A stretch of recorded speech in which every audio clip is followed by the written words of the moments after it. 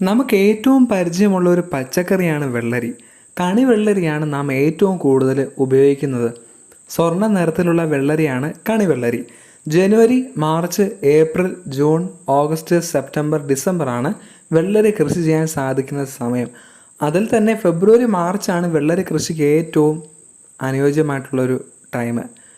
Mudikode, local, Sowbhagya, Arunima ഇവ ചില മികച്ച ഇനം വെള്ളരി ഇനങ്ങളാണ്.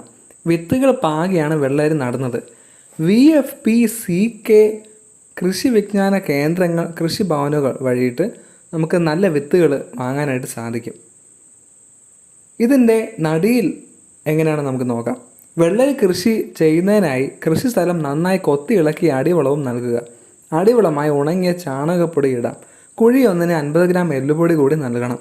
2 മീറ്റർ അകലത്തിലുള്ള കുഴികളിൽ എടുത്ത് അവയിലൊരു 4-5 വിത്തുകൾ വിതയ്ക്കാം. വിത്തുകൾ സ്യൂഡോമോണസ് ലായനിയിലിട്ട് 2 മണിക്കൂർ വെച്ചതിന് ശേഷം നടുന്നത് രോഗങ്ങളെ പ്രതിരോധിക്കാൻ സഹായിക്കും.